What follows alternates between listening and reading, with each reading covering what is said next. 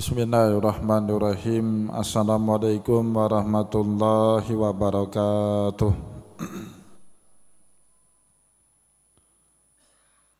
Alhamdulillahilladzi ja'alal ilma taharatan linnufus wa nuran lil basair wa hadiyan ilal jannah.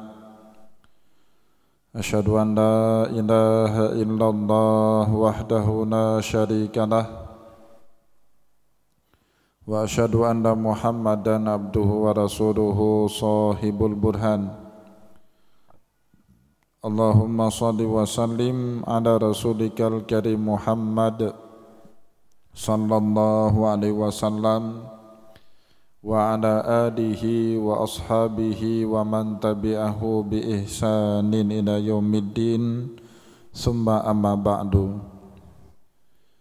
Puji dan syukur senantiasa dan tidak pernah bosan-bosannya kita panjatkan kehadirat Sang Maha Pencipta Allah Subhanahu wa Ta'ala, yang mana dengan limpahan karunia-Nya, rahmat-Nya, hidayah-Nya serta anugerah-Nya kepada kita semua, kita kembali masih diberikan kesempatan, kesehatan dan usia panjang oleh Allah untuk sama-sama dan senantiasa mengabdikan diri kita di jalannya dengan menjalankan segala perintahnya dan menjauhi semua larangannya. Salawat diringi salam juga tidak pernah lupa pula kita haturkan kepada junjungan alam Nabi besar Muhammad sallallahu alaihi wasallam, di mana beliau telah bersabda dalam sebuah hadisnya, "Man sadaka tariqan yaltamisu fihi ilman sahalallahu lahu bihi tariqan ilal jannah." Barang siapa meniti satu jalan untuk menuntut ilmu agama Allah, maka niscaya Allah Subhanahu wa Ta'ala mudahkan baginya jalan menuju surganya Allah.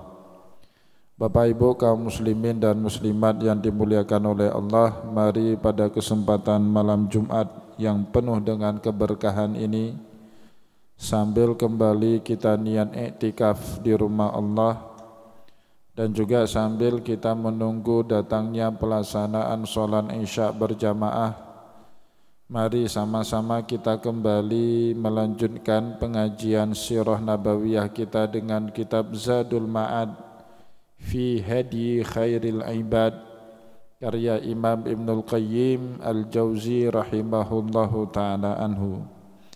Dan insyaallah pada kesempatan malam ini kita akan melihat fasal pembahasan berikutnya, faslun wa ammad duhru, fasal yang membahas tentang sholat duhurnya Rasulullah sallallahu alaihi wasallam.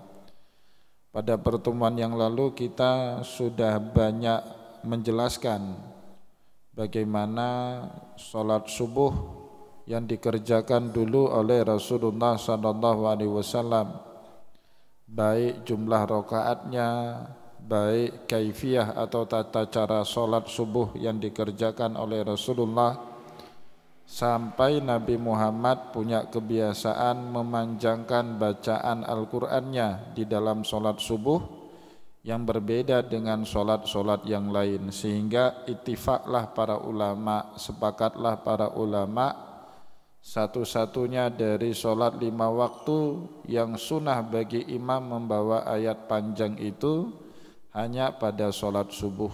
Rata-rata dalam hitungan Imam Ibnul Qayyim dari berbagai riwayat hadis yang menceritakan bagaimana sholat subuhnya Rasulullah, Nabi Muhammad SAW dalam satu rakaat sholat subuh bawa 60-100 ayat.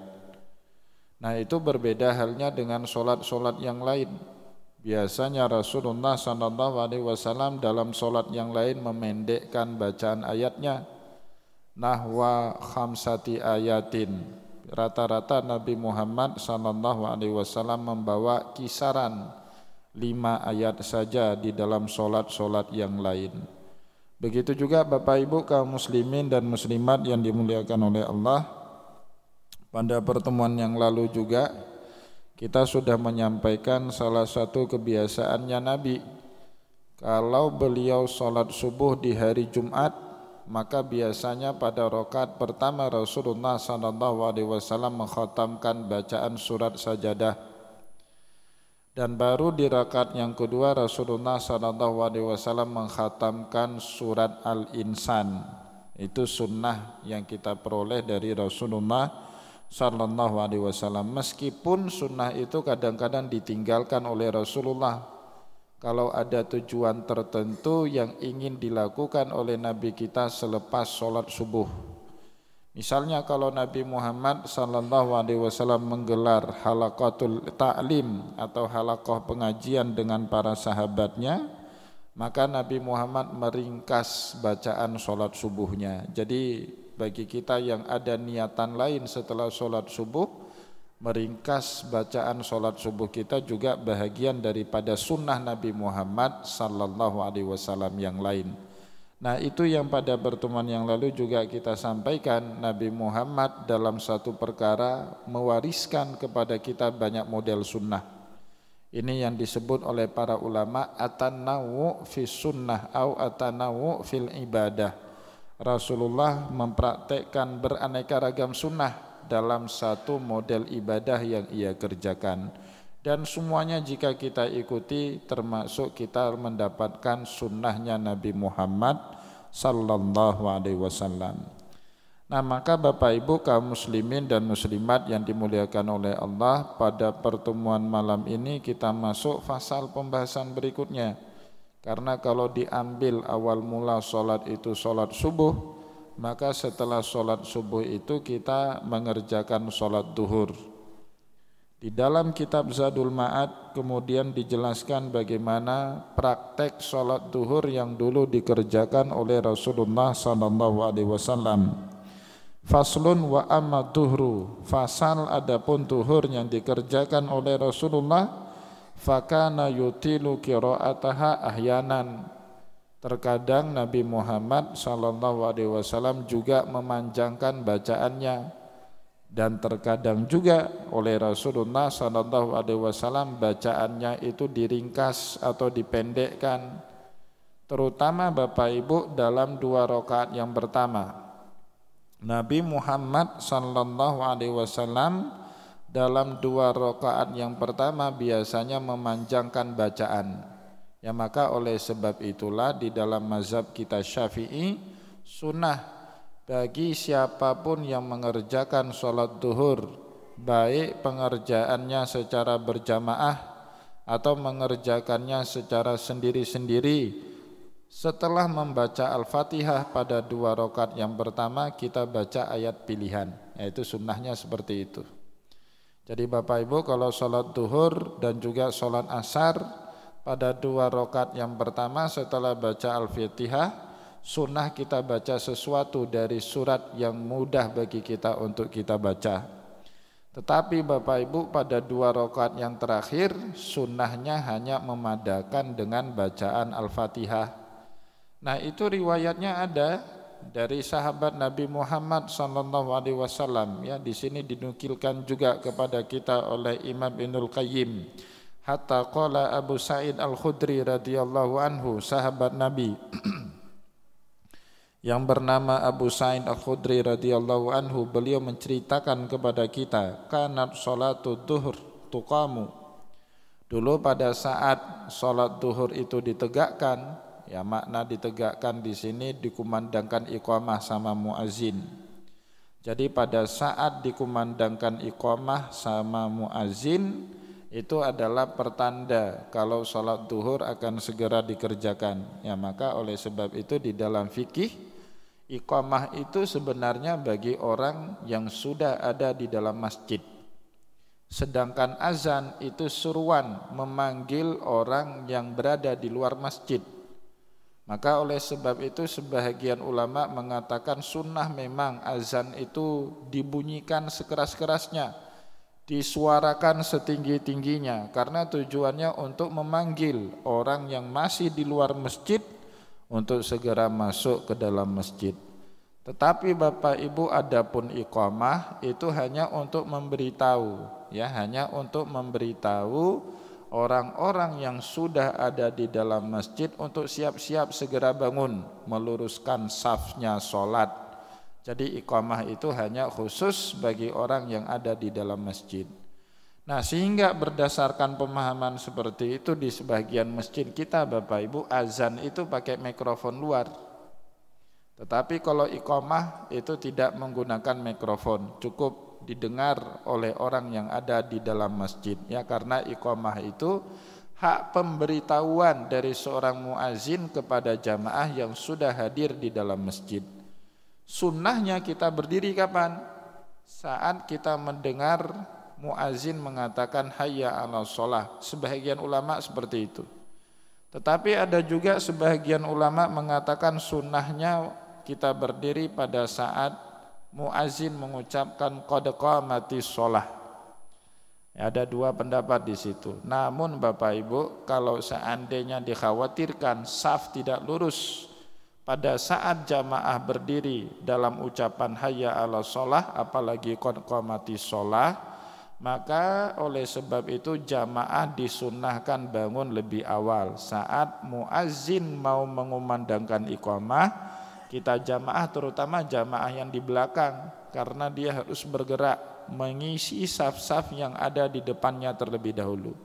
Oleh sebab itu di dalam mazhab Syafi'i, bagi orang yang ada di saf belakang yang kira-kira kalau dia bangun pada saat muazin mengatakan hayya 'alas shalah atau qad qamatis shalah, dia belum bisa menertibkan safnya, sunnah bagi makmum itu untuk berdiri lebih awal, ya, untuk segera meluruskan saf salatnya.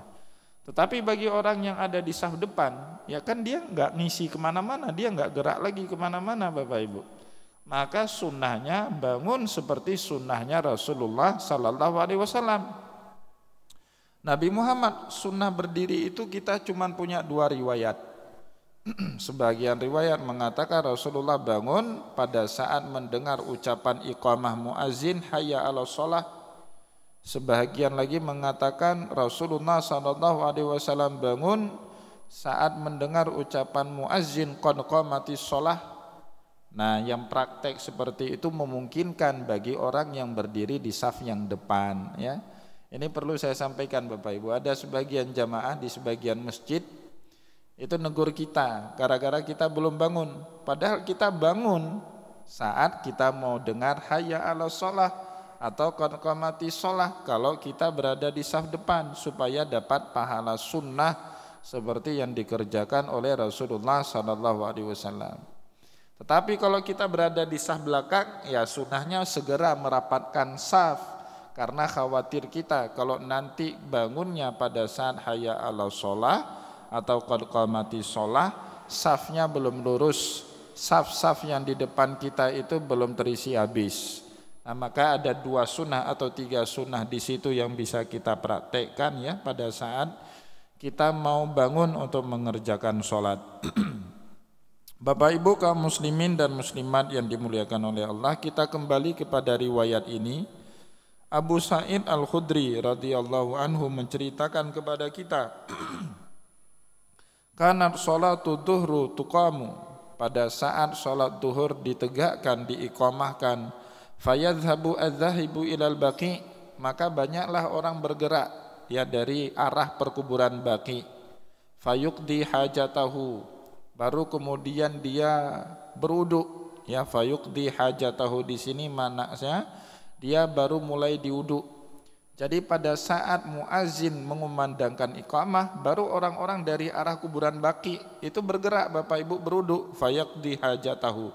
Ada sebagian yang baru pakai baju, ada sebagian yang baru keluar dari rumahnya, berwudu pun belum.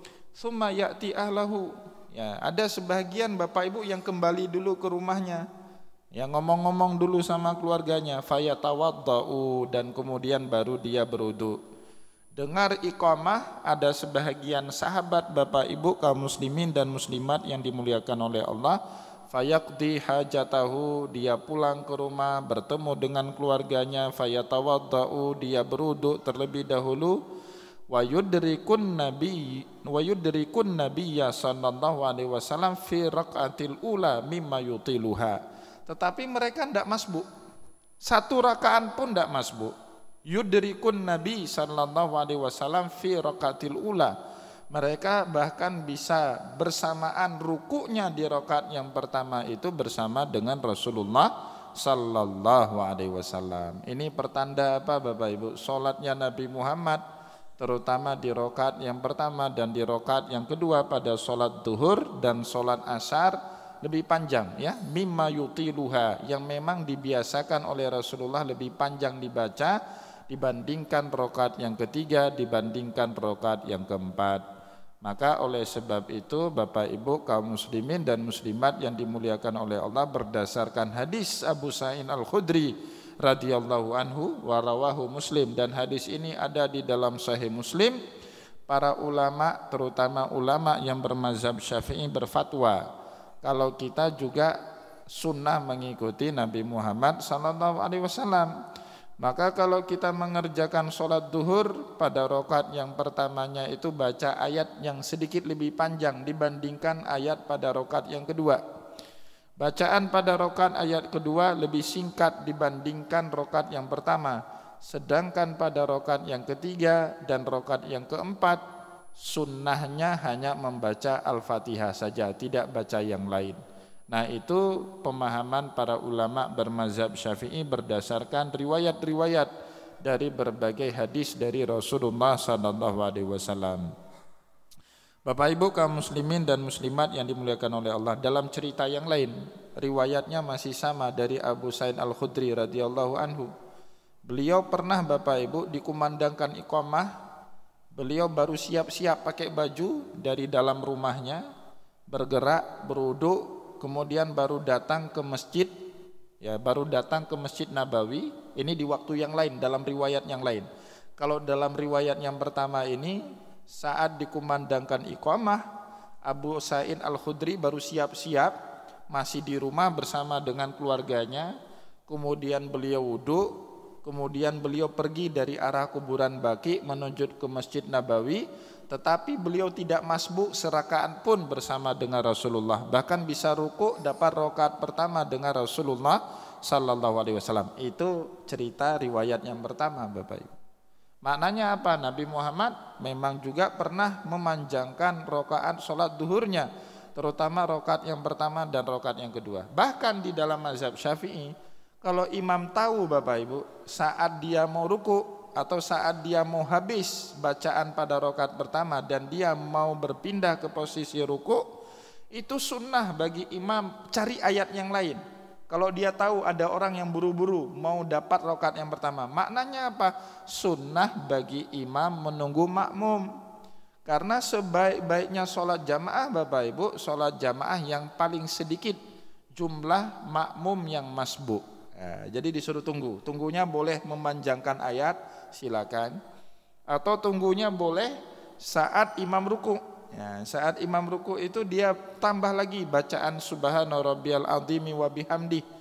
Jangan 3 kali, dia tambah lagi jadi 4, 5, 7 kali, 10 kali sampai 11 kali. Tapi jangan lama-lama sekali Pak. Kasihan orang tua yang di belakang. Kalau sudah 11 kali itu kan wah lama juga itu ya, jangan lama-lama. Ya minimal kalau kita masih dengar derap langkah orang yang berlari-lari itu kita beri kesempatan sehingga mereka bisa rukuk bersama dengan imam dan tidak jadi masbuk di dalam sholatnya. Itu yang dipahami oleh para ulama ya berdasarkan praktek yang dulu dikerjakan oleh Rasulullah sallallahu alaihi wasallam. Bukannya makin dengar orang lari-lari kita makin sami Allahu liman hamidah. Bah masbuk drone ganyo. Jangan seperti yang nama ji. Jangan seperti itu Bapak Ibu ya. Imam itu harus ngerti fikih lah, disitulah dia Bapak Ibu. Ya kenapa kemudian di dalam sebagian mazhab yang paling utama jadi imam itu bukan aqra'umul Quran, bukan kalian yang paling banyak atau fasih bacaan Al-Qur'annya, tetapi afqahukum, orang yang paling banyak paham ilmu fikihnya ya, karena sebab-sebab seperti ini. Ya tentu lebih baik kalau aqra'ukum wa afqahukum, dia ngerti ilmu fikih dan juga hafalan dan bacaan Al-Qur'annya bagus, tentu sempurnalah imam itu ya dibandingkan imam yang lain. Nah, Bapak Ibu kaum muslimin dan muslimat yang dimuliakan oleh Allah, kita juga perlu menceritakan riwayat berikutnya dari sahabat yang sama, Abu Sa'id Al-Khudri radhiyallahu anhu. Ceritanya masih sama juga, salat duhur. Meskipun di dalam kitab Zadul Ma'ad riwayat ini tidak disampaikan, tapi kita bisa temukan di dalam riwayat-riwayat yang ada di dalam kitab hadis, sehingga pemahaman kita tentang salat duhurnya Rasulullah itu komprehensif, syamil, menyeluruh, tidak hanya parsial. Jadi Bapak Ibu, di dalam riwayat lain Imam Abu Sa'id Al-Khudri sahabat Rasulullah juga menceritakan beliau melakukan yang sama sebagaimana riwayat yang tadi kita ceritakan. Saat mendengar iqamatus shalah dari muazin, beliau baru siap-siap pakai baju, masih bersama keluarganya di rumah. Kemudian beliau berwudu, kemudian beliau pergi ke Masjid Nabawi dari arah kuburan Baqi. Sesampainya di dalam Masjid Nabawi, beliau sudah masbuk 4 rakaat. Pernah juga Bapak Ibu seperti itu. Mananya apa? Ya tadi membenarkan apa yang dikatakan oleh para ulama kita. Rasulullah itu dalam satu praktek ibadah tidak mewariskan kepada kita satu sunnah yang tunggal Bapak Ibu. Tergantung keadaan, tergantung kondisi, mutabaqatul hal. Rasulullah sholat duhurnya itu dan sholat-sholat yang lain Rasulullah menyesuaikan dengan kondisi yang sedang beliau hadapi. Jadi pada hari itu dalam cerita riwayat yang lain, Abu Sa'id Al-Khudri kagetnya luar biasa Bapak Ibu. Biasanya beliau datang ke Masjid Nabawi seperti biasa, dengar iqamah baru beliau gerak. Kan kita Bapak Ibu kalau rumah kita dekat dengan masjid kita bisa taksir, oh ini imamnya si fulan. Ya, mohon maaf dulu ini karena baik ya, karena Rasulullah meminta kita untuk menyebut kebaikan-kebaikan orang yang sudah meninggal dunia di kalangan kita. Uzkuru mahasina mautakum, kata Rasulullah. Ya dulu Bapak Ibu kalau yang imam di masjid kami ya, di UIN itu kan kampus saya itu, fakultas saya paling dekat dengan Masjid Fathul Qarib. Ya, kalau Pak Prof Farid Wajdi jadi imam, kami itu udah punya taksiran, ini nggak boleh lama-lama. Kenapa? Beliau sholatnya cepat. Nah, itu enggak boleh lama-lama Bapak Ibu. Jadi kalau sudah iqamah, dengarkan dari suara mikrofon, luruskan shaf. Wah ini Pak Farid Wajdi ini enggak boleh lama-lama Pak. Kenapa? Boleh jadi masbuk 3-4 rakaat kita, itu memalukan betul ya. Kita fakultasnya di samping Masjid Fathul Qarib. Ya teman-teman dari Fakultas Ekonomi dan Bisnis itu paling jauh itu Bapak Ibu. Fakultas di UIN paling jauh dengan Masjid Fathul Qarib, datangnya cepat tepat waktu. Kita yang tetangga masjid datangnya masbuk. Nah biasanya kami dosen di Fakultas Syariah itu kalau sudah dengar suara almarhum, wah ya kita cukupkan kuliah kita hari ini, langsung tutup Bapak Ibu. Nah kita bisa taksir-taksir. Nah begitu juga Abu Sa'id Al-Khudri radhiyallahu anhu, beliau menaksir ini. Rasulullah biasanya seperti ini enggak masbuk. Tetapi di hari itu Bapak Ibu, pada saat Abu Sa'id Al-Khudri sampai ke dalam Masjid Nabawi, Rasulullah SAW sudah mengerjakan sholat duhur. 4 rakaat sudah selesai. Ternyata terjadi apa? Ada peristiwa apa? Kenapa Rasulullah pada hari itu sholatnya sangat cepat? Dicari tahu sama Abu Sa'id Al-Khudri, sehingga beliau masbuk 4 rakaat, bukan 1-2 rakaat, 4 rakaat masbuknya. Dicari tahu, ternyata hari itu Bapak Ibu kaum muslimin dan muslimat yang dimuliakan oleh Allah, pada saat Nabi Muhammad sholat berjamaah dengan para sahabat sholat duhur, ada seorang anak kecil namanya Nugair. Nah Nugair ini Bapak Ibu punya seekor burung peliharaan. Diberi nama sama si Nugair ini, mohon maaf, nama anak kecil ini Umair. Ya Umair ini punya seekor burung peliharaan yang dikandangi sama dia. Diberi nama burung kecil peliharaannya itu dengan Nugair. Jadi si Umair punya burung peliharaan namanya Nugair. Nah ternyata hari itu Bapak Ibu, burungnya si Umair ini mati di dalam sangkar itu, mati. Nangislah dia, anak kecil. Ya, nangis sejadi-jadinya, nangis itu. Maka Rasulullah SAW Bapak Ibu mempercepat sholatnya. Saking cepatnya bacaan sholat Nabi, Abu Sa'id Al-Khudri masbuk 4 rakaat. Kita Bapak Ibu sholat tarawih, giliran ada anak kecil nangis di belakang, rencana padahal pakai surah An-Nas. ubah pakai surah Al-Baqarah. Ubah kita Pak, makin anak kecil nangis makin lama bacaan ayat kita itu enggak betul itu. Enggak sesuai dengan sunnahnya Rasul. Bahkan ada keributan seperti itu Bapak Ibu, kalau ada kebutuhan Nabi Muhammad menyingkat bacaannya itu. Ya, sebagian pensyarah hadis, ya hadis itu bisa kita temukan di dalam Sunan Abi Daud Bapak Ibu. Di dalam pensyarah hadis itu mengatakan Rasulullah di dalam sholatnya hari itu cuman membaca surat Al-Fatihah yang wajib, yang lain enggak ada, lewat semua. Waladhdallin amin, ruku subhana rabbiyal azimi wa bihamdi, bangun i'tidal rabbana lakal hamdu, sujud lagi subhana rabbiyal a'la, sekali-sekali aja itu. Kebut Nabi Muhammad sallallahu alaihi wasallam. Setelah sholat Bapak Ibu, kita di dalam kitab Azkar karangan Imam Nawawi ya. Rasulullah sallallahu alaihi wasallam sering, meskipun tidak selalu, ya Nabi Muhammad sering, meskipun tidak selalu, setelah sholat mengajarkan zikir kepada para sahabat, istighfar 3 kali ya, seperti yang berlaku di sebagian masjid. Astaghfirullahaladzim alladzi la ilaha illa wal hayyul qayyum wa atubu ilaik 3 kali. Kemudian baca Allahumma sholli ala sayyidina Muhammadin wa ala alihi wa sahbihi wa salim 3 kali. Kemudian Allahumma antas salam wa minkas salam wa ilaika ya'udu salam fahaina rabbana bisalam. Itu ada dalilnya Bapak Ibu dalam kitab Azkar. Jangan ngomong bid'ah. Yang penting jangan Bapak Ibu tembak bid'ah. Kita tempeleng nanti dengan kitab Azkar itu. Imam Nawawi sudah bilang ada dalilnya, kok kita bilang bid'ah. Nah, baru kemudian ditutup dengan ayat kursi, surat Al-Fatihah dan salawatan. Itu ada Bapak Ibu di dalam kitab Azkar. Tapi hari itu ya Rasulullah SAW langsung keluar masjid setelah sholat. Assalamualaikum, assalamualaikum. Biasanya Rasulullah menghadap ke arah jamaah, tapi hari itu enggak. Langsung Nabi Muhammad keluar cari di mana sumber suara, dari mana asalnya suara. Ternyata anak kecil nangis, Umair namanya. Rasulullah menenangkan si Umair. Umair tenang, jangan nangis. Madza fa'al an-Nugair? Apa yang dilakukan burung kecilmu itu? Kenapa dia nungging?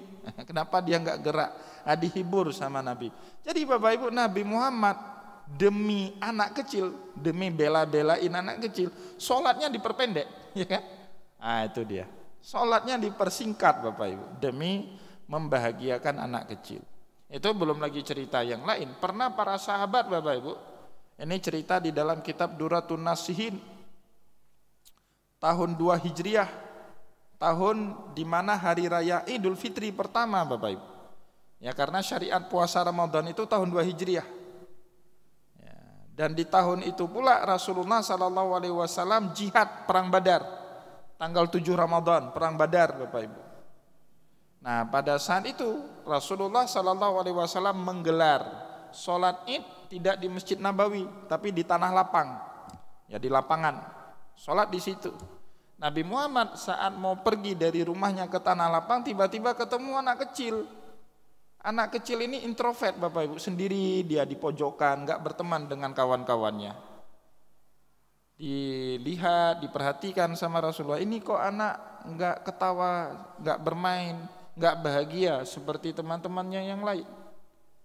Maka karena anak ini menarik perhatian Nabi, dipanggillah anak ini. Anak ini enggak tahu yang manggil dia itu Rasulullah, enggak tahu, dia enggak kenal.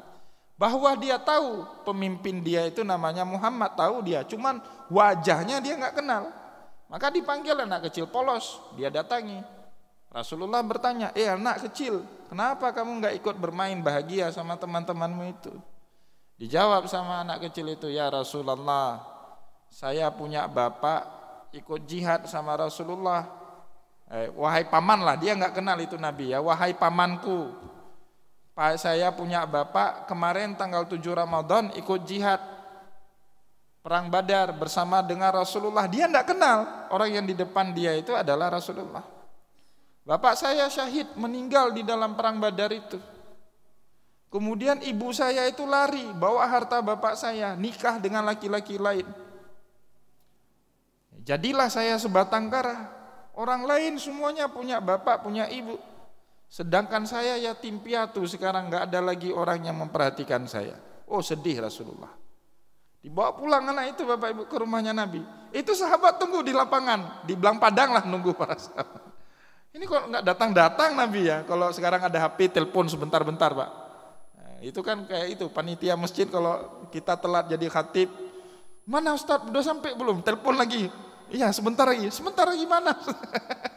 Itu biasanya seperti itu pengurus masjid. Ternyata sunnahnya ada dulu Bapak Ibu. Sahabat Nabi itu gelisah sekali kalau Nabi Muhammad telat datang ke lapangan ya untuk sholat Idul Fitri bersama dengan para sahabat yang lain. Nah, itu sunnahnya sahabat. Jadi ternyata BKM itu mengamalkan sunnah sahabat kalau khatib telat datang ya. Nah Bapak Ibu kaum muslimin dan muslimat yang dimuliakan oleh Allah, anak ini didandani sama Nabi, dibandiin sama Nabi, dipakaikan baju baru sama Rasulullah. Ya, sahabat itu tunggu Bapak Ibu di lapangan belang padang. Setelah itu anak-anak ini, anak yatim ini Bapak Ibu berteman balik dengan teman-temannya, berbaur balik, main-main. Teman-temannya juga heran. Tadi kamu enggak mau main sama kami, sekarang kok kamu yang paling ceria. Nah, dia laporlah sama teman-temannya. Oh, saya sudah diangkat anak sama Rasulullah. Ibu saya sekarang Aisyah, kakak saya namanya sekarang Fatimah Az-Zahra. Oh senang sekali anak itu, bahagia sekali sudah diangkat anak sama Rasulullah. Sehingga anak-anak di kota Madinah hari itu apa bilangnya? Ya laita aba'ana mata ma'a Rasulillah sallallahu alaihi wasallam. Semoga besok bapak kami mati aja lah dalam jihad fisabilillah. Untung kita enggak hidup di zamannya Rasulullah. Kalau enggak didoain mati kita sama anak kita Bapak. Nah, jadi ada berkahnya juga kita enggak hidup di zaman Rasulullah. Kalau enggak sedih juga hati kita dengar doa itu ya.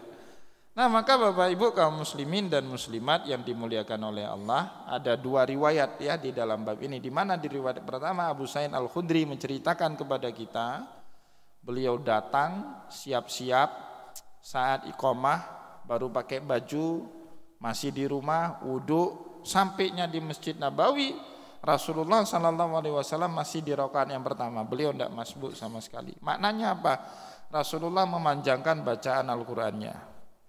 Tetapi di kesempatan yang lain, ya, pada saat beliau datang, Rasulullah SAW telah selesai 4 rakaat, masbuk beliau 4 rakaatnya tinggal. Ya, nah, ada 2 riwayat dari Rasulullah Sallallahu Alaihi Wasallam. Itu tergantung kondisi. Maka imam Bapak Ibu harus ngerti kondisi, harus paham kondisi. Kalau ada orang yang kebakaran, nggak usah panjang-panjang lagi ya, langsung tutup. Ya gitu juga khotib. Saya pernah dapat laporan di masjid kita Bapak Ibu hari raya. Di masjid ini hari raya satu hari kebakaran, lagi khotib di atas mimbar hari raya itu, entah Idul Fitri entah Idul Adha ya di masjid ini. Khotibnya masih lanjut khutbah, enggak boleh itu.